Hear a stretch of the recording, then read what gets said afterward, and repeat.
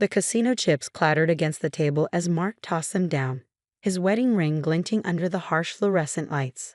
I watched from across the room, my heart pounding but my face carefully neutral. He hadn't noticed me yet.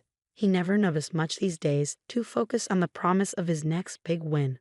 My name is Diana Mitchell, and until 6 months ago, I thought I had the perfect life. A beautiful home in Boston's suburbs, a successful career as a financial advisor, and what I believed was a stable, loving marriage. Mark and I had been together for 15 years, building what I thought was our dream life together. He handled our joint finances while I focused on my clients, trusting him completely with our future. That trust shattered the day I found the letter from our bank. It had been a normal Tuesday morning. I was sorting through the mail before heading to work when I saw the envelope marked Urgente Sicuramente Nota C. My hands trembled as I opened it, scanning the contents with growing horror. Our joint account was overdrawn by $47,000. But that was impossible. We had over $2 million in savings. I called the bank immediately, my professional composure cracking as I learned the truth. Our accounts had been systematically drained over the past 3 years. Investment accounts liquidated. Credit cards maxed out. Home equity line of credit nearly exhausted. Mrs. Mitchell, the bank representative said gently, there have been regular large withdrawals, all authorized with your joint account credentials. Most of them were processed at ATMs inside Encore Boston Harbor Casino. The room spun as pieces started falling into place. Mark's late nights at work. The mysterious business trips. The way he'd become defensive whenever I brought up our finances, insisting everything was fine and I should trust him to handle it. That evening, I confronted him in his home office. Spreadsheets and bank statements covered his desk like evidence at a crime scene. "What is this?" I demanded, holding up the bank letter. "Where is our money, Mark?" He looked up, and I saw something in his eyes I'd never seen before. A mix of desperation and detachment that chilled me to my core. "It's fine," he said, waving his hand dismissively. "I've got a system worked out. A few more weeks and I'll win it all back." "You worry too much, Diana." "Win it back." My voice cracked. "How much have you lost?" He wouldn't meet my eyes. "Look, the market's been tough. I had to make some moves to cover our positions. But I found this great opportunity." "How much, Mark?" He muttered something under his breath. "What was that?" $2.3 million, he said finally, give or take. The room tilted dangerously. Our entire retirement fund. The money we'd spent 15 years building. Gone. "But that's not all," I pressed, my voice eerily calm. "Is it?" He shifted uncomfortably. "There might be some other obligations." "How much debt are we in?" "About 800,000. He said it like he was discussing the weather. "But like I said, I've got a system. This guy at the casino showed me a foolproof way to—" I cut him off. "Stop. Just stop." I walked out of his office in a daze, my mind racing. 15 years of marriage, of trust, of building a life together. All of it gambled away without a second thought. I felt sick, but underneath the nausea was something else. Something harder and colder that had been building for months as I'd watched our marriage slowly unravel. That night, I lay awake in our bed, listening to Mark's steady breathing beside me. He could sleep soundly, unburdened by the weight of his betrayal. But I was wide awake, my mind crystallizing around a single thought. I had to protect myself. The next morning, I went to work as usual, but instead of meeting clients, I spent the day making calls. First to a divorce attorney recommended by a colleague, then to a forensic accountant, finally to a private investigator. "Document everything," my attorney advised. "Bank statements, credit card bills, casino receipts, anything that shows the extent of his gambling. And don't let him know you're preparing to leave.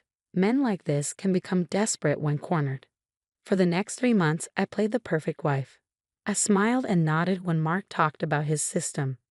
I pretended not to notice when he came home at 3 a.m. reeking of cigarettes and desperation.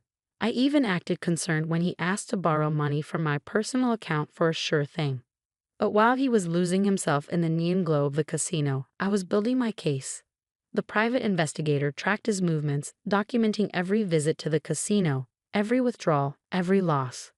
The forensic accountant pieced together the extent of his addiction, uncovering accounts I hadn't even known existed. The evidence was damning. Mark hadn't just gambled away our savings, he'd taken out loans in my name, forged my signature on documents, even mortgaged our house without my knowledge or consent. This is criminal behavior, my attorney said, reviewing the files. We can pursue charges if you want. I considered it, but revenge wasn't my goal. I just wanted out, and I wanted to salvage whatever I could from the wreckage of our life together. So I kept playing my part, all while methodically preparing for my escape. I opened new accounts at different banks, had my paychecks redirected, gathered important documents and irreplaceable family mementos, secured a small apartment across town under a different name.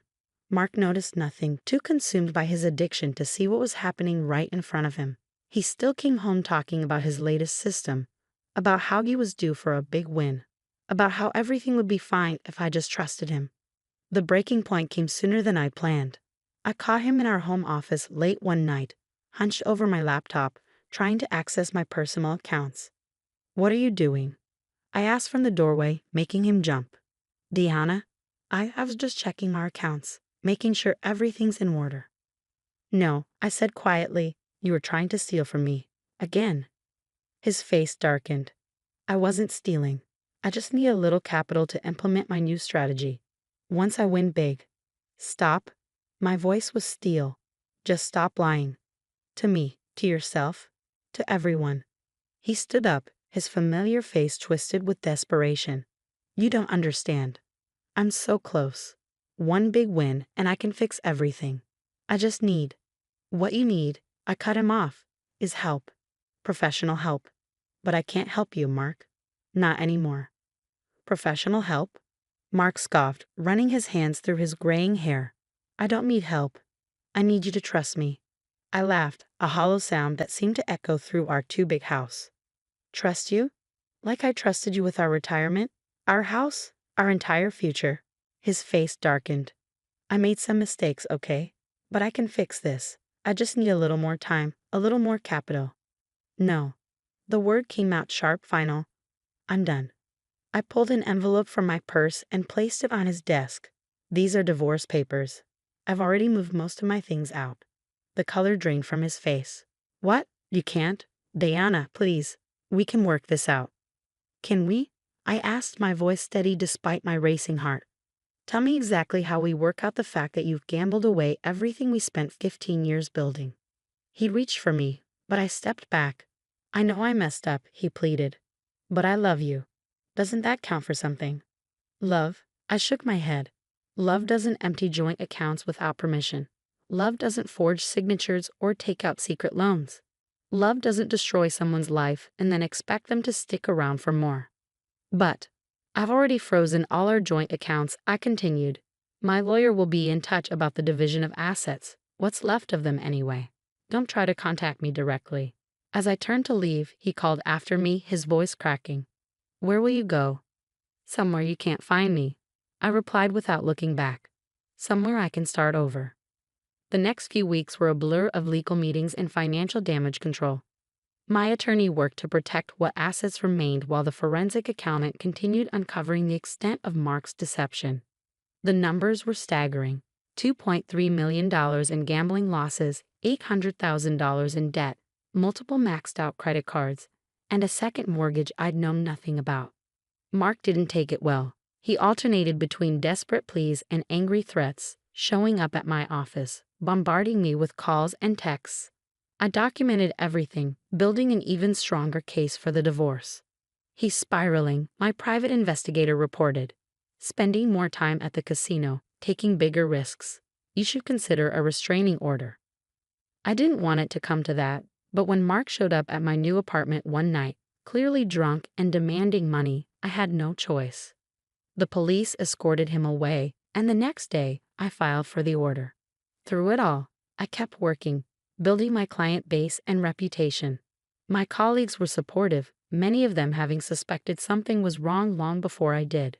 They helped me network, brought me new clients, gave me the professional foundation I needed to rebuild. One evening, about 2 months after I left, I received a call from an unknown number. It was the casino's security team. "Mrs. Mitchell, we have your husband here. He's caused a disturbance, accused several dealers of cheating. He keeps saying you'll vouch for him, pay his markers. I closed my eyes, fighting back tears. I'm not responsible for him anymore. We're separated, and there's a restraining order in place. Understood, ma'am. We'll handle it from here. Later, I learned he'd been arrested for disorderly conduct and assault after trying to attack a dealer. It made the local news. Respected businessman Mark Mitchell, charged with multiple offenses at Encore Boston Harbor. The arrest seemed to wake something in him. His lawyer contacted mine, finally ready to discuss a settlement. Mark agreed to enter rehab as part of the divorce agreement, acknowledging his addiction and the damage he caused. I should have felt vindicated, but mostly I felt tired. Tired of the legal battles, tired of untangling our finances, tired of watching someone I'd love destroy himself and our life together. But beneath the exhaustion was something else. Determination. I'd survived this. More than survived, I was thriving. My personal client list had grown, my reputation stronger than ever. I'd moved to a smaller but comfortable apartment, started rebuilding my savings, and most importantly, reclaimed my sense of self. 6 months after finding that bank letter, I sat in a courtroom as our divorce was finalized. Mark was there, looking smaller somehow, the rehab having stripped away his false confidence. He tried to catch my eye, but I kept my gaze forward, focused on the judge. When it was over, he approached me in the hallway. Deanna, Don't, I said quietly. Just don't. I just want you to know I'm sorry. For everything. I nodded, finally meeting his eyes.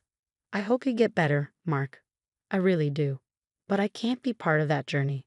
As I walked away, my heels clicking against the marble floor, I felt lighter than I had in months.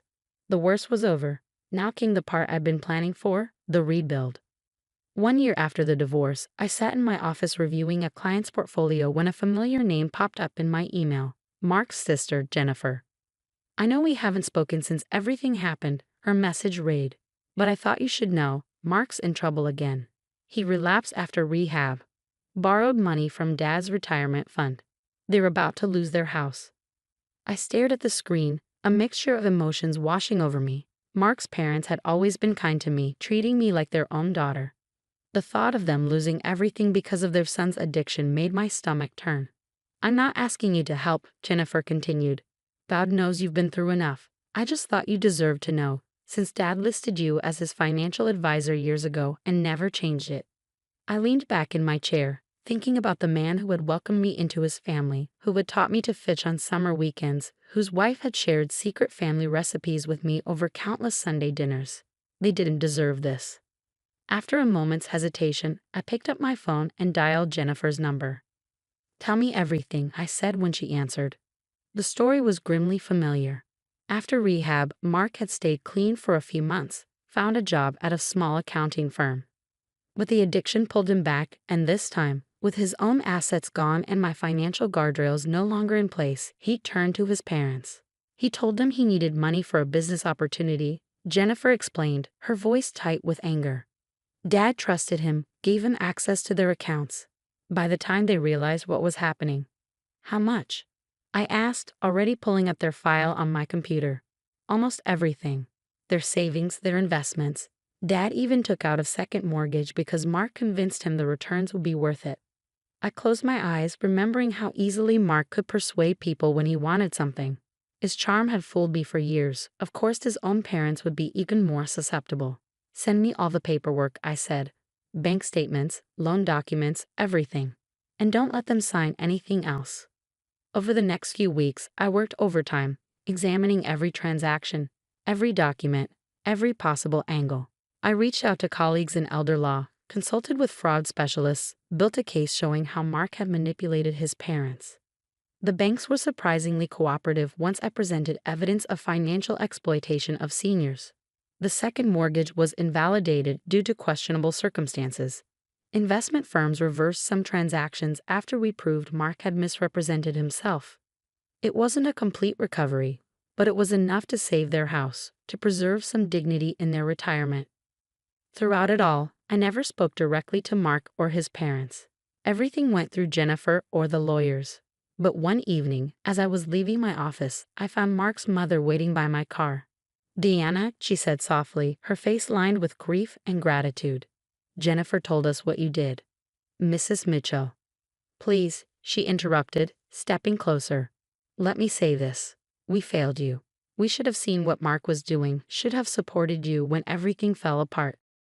Instead, we let him convince us you were exaggerating, that you'd abandoned him when he needed you most. Tears spilled down her cheeks. We were wrong. So wrong. And even after everything, you still helped us. I felt my own eyes welling up. Your family, I said simply. What Mark did, that doesn't change the love and kindness you showed me for 15 years.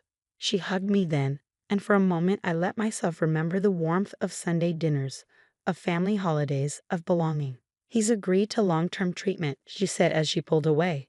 Real treatment this time, not just rehab. Maybe this time it will stick. I nodded, hoping for their sake that she was right.